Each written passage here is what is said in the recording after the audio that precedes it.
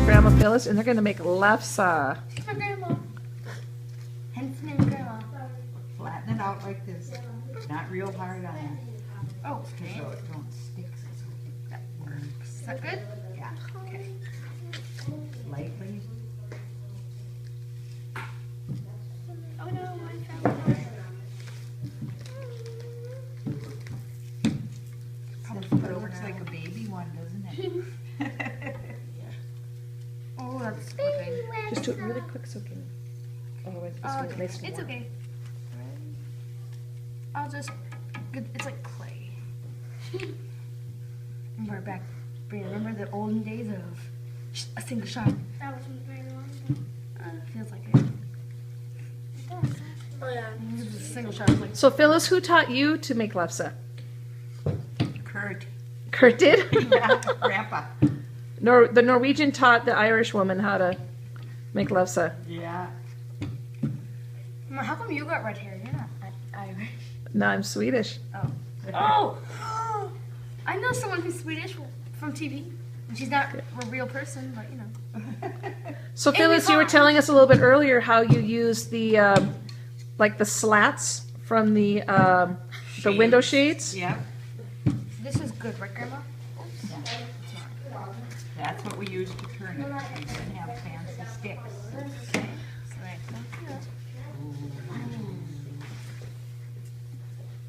Wait, I'm not done yet. Grace, I'm gonna have you come up and get your second one.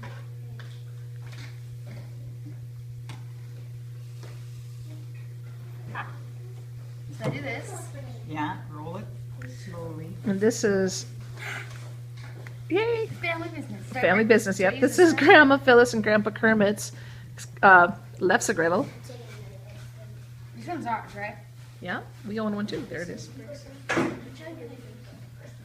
Once you fill out the chart, you can. How do I know when it's ready? Oh yeah, check like You that. gotta wait a little while and it kind of bubbles up and stuff. Brianna, I have a big one too. I think mine's just a little bigger than yours. Just a little. Yeah.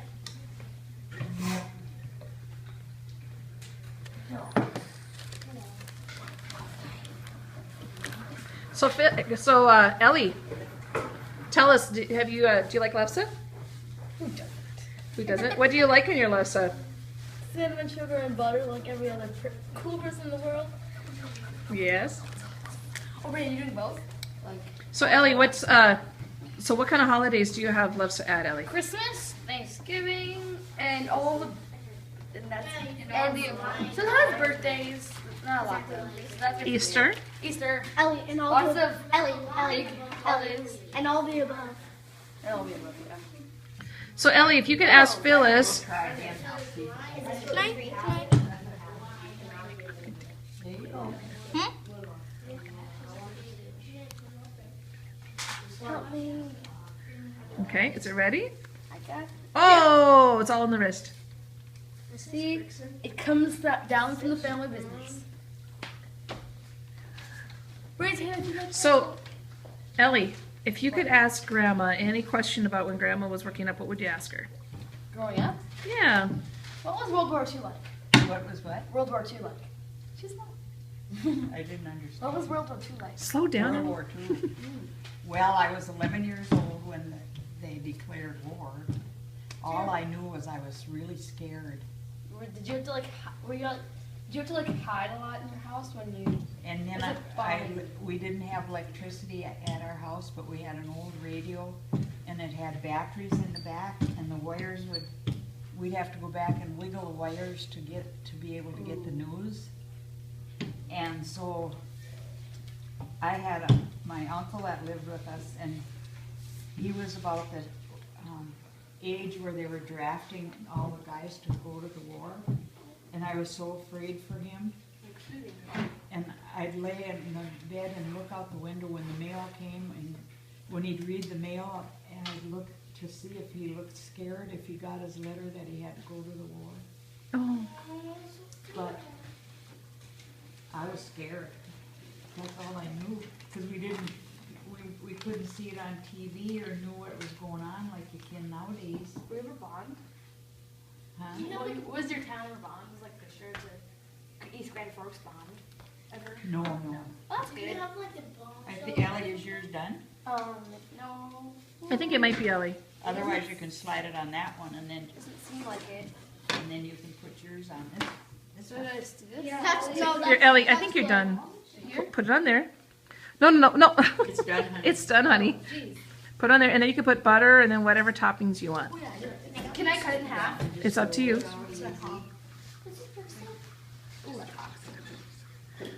Alrighty. Oh, come on. Stop. I'm going to brand it. Like cow. Okay, Nick. Go ahead, Nick. Yeah, go ahead, Nick.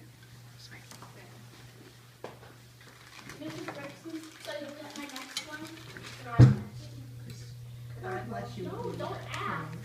There's people. We'll get it.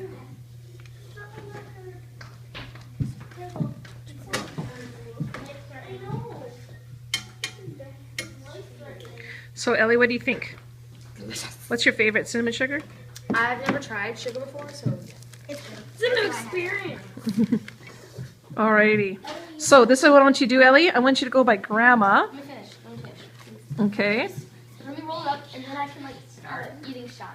Okay. I want you to roll it up. I want you to go by Grandma. I'm gonna try the sugar first. You can press it a little bit harder. Okay, Ellie, quickly. Okay. Flatten out good for you. Okay. Okay, go by Grandma. So, Phyllis and Ellie, can you go together? Ellie, just nice. That's nice. Smile. Alrighty. Thank you very much. Not bad. Not bad? So here we have Phyllis Brixton, who is, again, my husband Pat Brixton's mom. And she's here to make lefse. And guys, did she do an awesome job? Fantastic job, yeah? Very good. Right? She did a fantastic job, didn't she? Yeah. And here's some of all of our signs. Awesome. Okay, so Phyllis, I take a moment and we're going to just ask you a few questions. So now you tell us a little bit about Phyllis. Where did you grow up and what school did you end up going to? Okay, I lived on a farm, and I went to a country school. It was maybe like 3 miles from where I lived. And I had a teacher named Miss Duffy. She had red hair and freckles. And you know, when it got to be winter, I couldn't go to school because the snow was so high, and the old car wouldn't go because the road was always flooded. So the teacher would come over to our house, and I can remember when I was in 1st grade, sitting on her lap, she was teaching me how to read. And I just loved her. She was so sweet. And then when I was in the 2nd grade, my mom decided that I should go to Catholic school. So I went into East Grand Forks and lived at my aunt's house and went to Sacred Heart. And that was really nice because we had all the sisters were our teachers and stuff. But I was really lonesome because I wanted to go home out on the farm where I grew up. So then I got to go home because I cried all the time.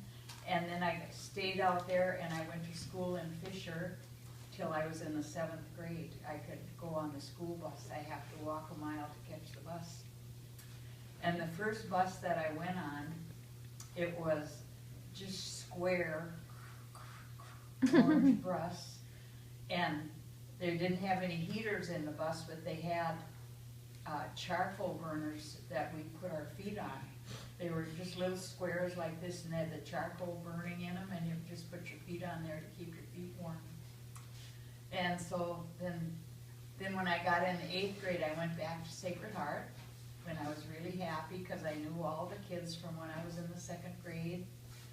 And then when I was in the 9th grade, I had to go to St. James Academy, which was over in Grand Forks, because my uncle and aunt that lived there had a little girl about 7 years old, and they worked nights, so they wanted me to stay at their house, so I could babysit because I was like 13 then, you know.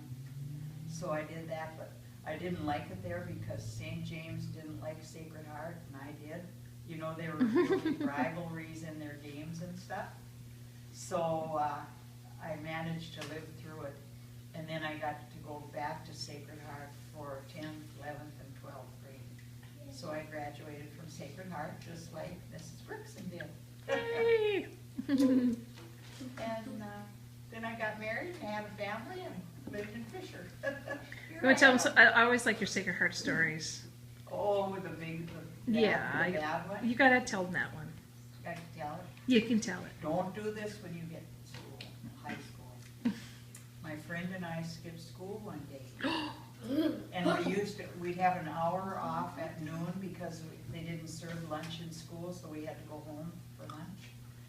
And then there was a store about 3 blocks from school, and it was a place where it was like a soda fountain, you know, they had Sundays and stuff and sold lots of books and magazines. And so we went up there and we kind of hid behind the magazines until all the kids went to school. And then we walked across the bridge and went to the movie. Oh, that's Oh, that was so fun. Until then, So send- about 7 o'clock, the phone rang, and I answered the phone. This is Sister Mary John. I said, hello, sister. You didn't come to school this afternoon. No, sister. She said, what did you do? I said, I went to the movie. Well, she said, you come into my office and I'll talk to you on Monday morning. That was the longest weekend of my life because I didn't want anybody to know I skipped school, and then I had to tell the truth. I couldn't lie on top of it. So then my friend and I, we went into Sister's office in the morning, and then we were so scared. And then we stood talking to her on her desk, and Peggy, my friend, she put her little finger on top of my little finger, and we got the giggles, and we started, because we were so scared we didn't know what to do. And poor sister, she didn't know what to do with us. But anyway, she told us we shouldn't do that. It's not nice. Then when we got our report cards, our priest, who was a little, he had a, you know, kind of a big tummy, and he was real jolly. And when they'd come in to give us, or he'd come to give our report cards, and he'd call your name, and he'd say, Phyllis Logan. I stood, you have to stand up, and then he'd read your report card, and then Out loud in front of everybody, guys. everybody. I mean, you know, he'd just comment on, he wouldn't read every grade. Well, he said, you were one of the smart ones that skipped school and got an F on your report card. I said, yes, Father. And I was done, just about falling through the floor. And he said, next time you want a day off, come and see me. Oh, oh, oh. Oh, I was so relieved. Boy, I never skipped school again. So that was the baddest thing I ever did that I can remember. And I can't forget it either. I know. I have you tell the story. I think almost every year. So. Yeah, I tell it every year. I told it one time at Sacred Heart too, and they called and asked me if I'd have something to say about when I went to Sacred Heart. Benji was in high school. Then my grandson was in there listening to me. Oh. Well, he was such a nice boy. He never would have skipped school, would he, Laura? Oh, never. So. Excellent. Well, hey, you know what? I think we got to thank Phyllis. We have to give Phyllis a big thank you. Woo-hoo! Unfortunately, we have 2 people missing today. Woo-hoo! Thank you very much. And we love you, Phyllis. So, thank you.